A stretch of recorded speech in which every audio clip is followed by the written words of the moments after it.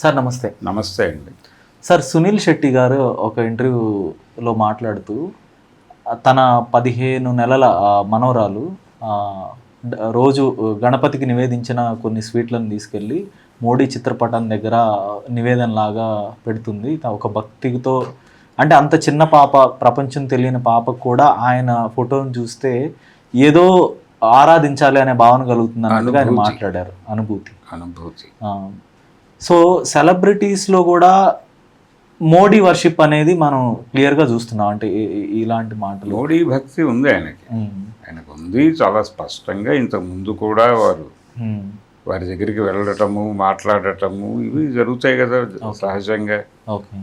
వారు చాలామంది సినిమా ఆర్టిస్టులతో ఇంటర్వ్యూలు చేయించుకునే ప్రయత్నం కూడా చేశాడు కదా ఇంతకుముందు.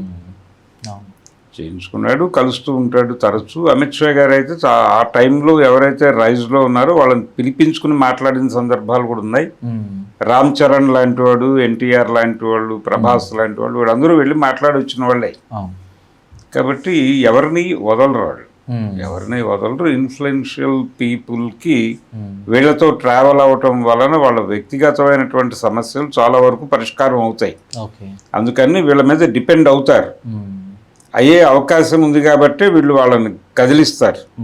కదిలించి కంట్రోల్లోకి తీసుకుని వీళ్ళ ద్వారా వాళ్ళని అంటే వాళ్ళ ఇన్ఫ్లుయెన్స్ని ప్రజల మీద ఎలాగో ఉంటుంది కాబట్టి ఇప్పుడు ఆయన చెప్పాడు కదా సునీల్ శెట్టి, మా మనవరాలు పొద్దున్నే లేచి మోడీ చిత్రపటానికి నమస్కారం పెట్టుకుని ఆవిడ డేని ప్రారంభిస్తుంది అంటే గొప్ప ఇన్స్పిరేషనే. ఇలాంటి ఒక ప్రచార కార్యక్రమం చేస్తున్నాడు కాబట్టి ఆయన మానవాతీతుడిగా మార్చి ఆ అమ్మాయి అలా ఎలా అట్రాక్ట్ అయింది అనేది ఇప్పుడు ఒక డిస్కసివ్ పాయింట్గా మారుతుంది. డిబేట్లు పెట్టినా పెడతారు.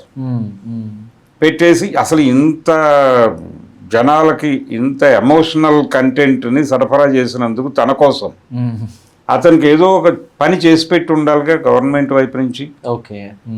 అది జరిగి ఉంటుంది.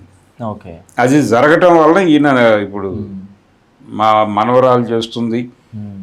మొన్న నేను నిద్రపోతూ ఉండగా కల వచ్చింది, నాకు పుట్టబోయేటువంటి మనవడు తను పుట్టిన దగ్గర నుంచి మోడీని ఎవరేమైనా ఏదైనా చేసే పరిస్థితుల్లోనూ కనిపిస్తున్నాడు.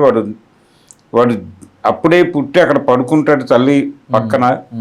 ఆ నర్సు ఒక మైనారిటీ నర్సు ఇంకొక మైనారిటీ డాక్టర్తో మాట్లాడుతూ మోడీని ఏదో అనగానే ఈ పిల్ల కాలుతో తంతుంది.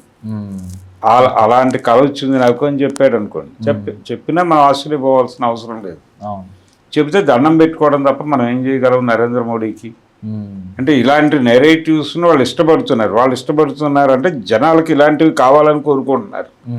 అలాంటివి వీళ్ళ నోట్లోంచి బయటకు వెడితే జనం కనెక్ట్ అయి ఉంటారు. అంటే ప్రతిదీ కూడా నెరేటివ్స్ ద్వారా పరిపాలిస్తున్నారు తప్ప వీళ్ళు ప్రజలకి ఒక సంతృప్తిని కలిగించడం ద్వారా పరిపాలించడం అనేది కాదు. ఈ మెదళ్లను కంట్రోల్ చేసుకొని ఆ మెదళ్ళలోకి ఏదో ఒకటి వేస్తూ ఉండాలి ఎప్పుడు. ఇలాంటి కంటెంట్ వేస్తే బెటర్, ప్రయోజనాత్మకంగా ఉంటుంది. స్వామి కార్యం స్వకార్యం అవుతాయి.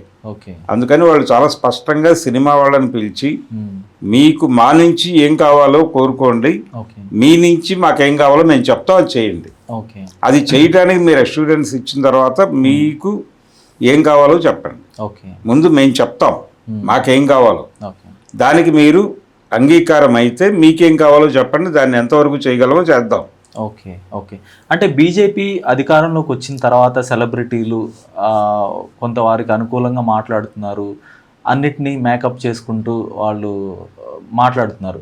సో అయితే ఇది ఇప్పుడే కాదు, 2013లో అనుకుంటా ఒకే నెలలో అనుకుంటా రూపాయి విలువ కొంత డాలర్తో పోలిస్తే పడిపోయినప్పుడు అమితాబ్ బచ్చన్ మొదలుకొని అనుపమ్ ఖేర్, తర్వాత సునీల్ శెట్టి, అనేక సెలబ్రిటీలు, రోహిత్ శర్మ కూడా, ఆయన కూడా ట్వీట్ చేయటం జరిగింది కొంచెం వ్యంగ్యంగా కాంగ్రెస్ ప్రభుత్వం మీద, రూపాయి విలువ మీద.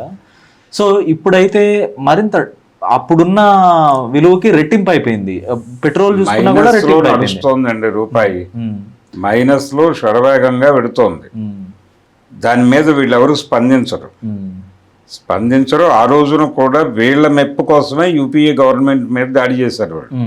అనుపమ్ ఖేర్ కమిటెడ్, ఆయన కాషాయమే.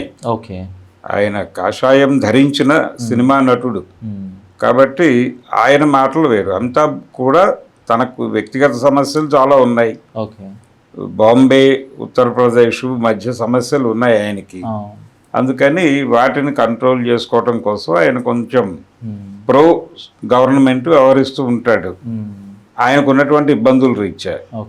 ఎందుకైనా కాంగ్రెస్ను వదిలేసి న్యూట్రల్ అయిపోయి బయట ఉంటున్నాడు.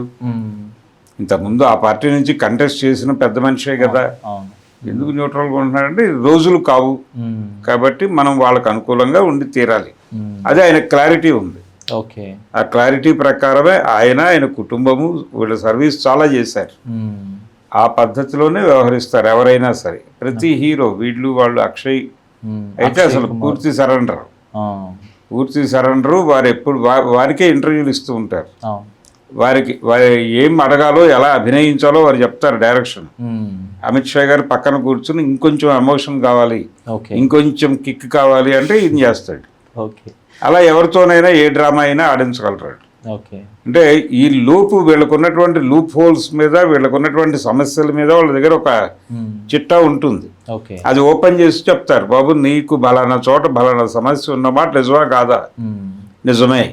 అసలు మీకెలా తెలుసు? నేను ఆ ఊరు వెళ్ళనే లేదు, తెలుస్తుంది. చెప్పి ఇప్పుడు నిజమా కాదా? నిజమే. దాని నుంచి బయటపడాలనుకుంటున్నావా? కోర్టు ద్వారా బయటపడాలనుకుంటే ఒక మెథడ్, నువ్వు వెళ్ళిపోయి నీ చావు నువ్వు చావు. లేదు మేము సెటిల్ చేయడానికి కనుక నువ్వు అంగీకరిస్తే మేము చెప్పేటువంటి పనులు కూడా చేయాల్సి ఉంటుంది. నీకు ఇలాంటి సమస్యలు ఎప్పుడు వచ్చినా మేము పట్టించుకుంటాం, నీకు సాల్వ్ చేసి పెడతాం. కానీ మాకు నువ్వు చేయాల్సిన పని ఉంటుంది దీనికి, ఇది చేయించుకున్నందుకు గాను. కాబట్టి మాకు ఇది ఇచ్చావు, మీకు కూడా మేము ఏదో ఇస్తాం, మా సమస్యలు కూడా చూడాలి. ఓకే సార్, ఒక నెల క్రితం క్రూడ్ ఆయిల్ ధర 138 రూపాయలు ఉన్నప్పుడు పెట్రోల్ ధర 100 రూపాయలు అరౌండ్, అంటే యావరేజ్గా తీసుకుంటే దేశవ్యాప్తంగా. కానీ ఈరోజు క్రూడ్ ఆయిల్ ధర అయితే $70 పడిపోయింది, $69 ఇప్పుడు. అయినా కానీ ఇప్పుడు పెట్రోల్ ధర 110 మించే ఉంది యావరేజ్ తీసుకున్నా కూడా. సో ఇప్పుడు ఇంత ఎక్స్పోనెన్షియల్గా, ఇంత డ్రాస్టిక్గా పెట్రోల్ ధరలు పెరిగినప్పుడు 2014కి ఇప్పటికి పోలిస్తే సెలబ్రిటీలు ఎందుకని వాళ్ళ నోరు విప్పట్లేదు? అంటే పెట్రోల్ ధరలు పెరుగుతున్నాయి అంటే అంతర్జాతీయ మార్కెట్లో చమురు ధరలు తగ్గటం వలన ఇక్కడ రేట్ల విషయంలో ఫ్లక్చుయేషన్ ఉండదు. ఇది చాలా కాలం క్రితమే నరేంద్ర మోడీ గారు ప్రపంచానికి చెప్పేశాడు. అది రకరకాల ఏరియాల్లో అది ప్రభుత్వానికి జమ అవుతుంది.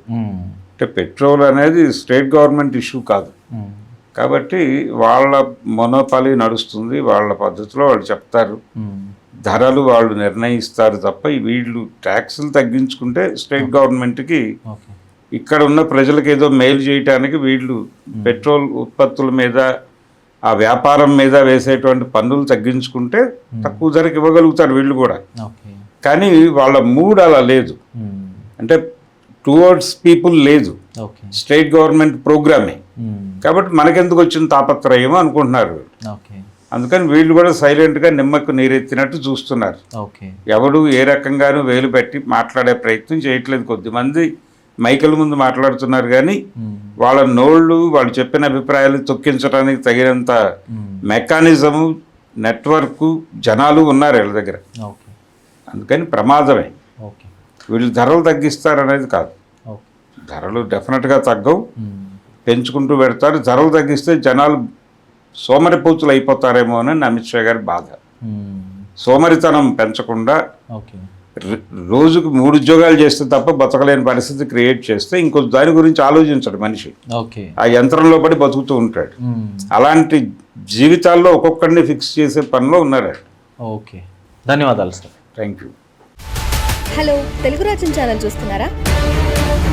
సామాజిక, రాజకీయ, జీవన చిత్రణే తెలుగు రాజ్యం. అతిశయోక్తులు, అసత్యాలు ఉండవు.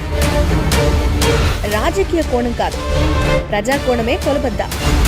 తెలుగు రాజ్యం వీక్షణ మీ ఉత్తమ అభిరుచికి నిదర్శనం.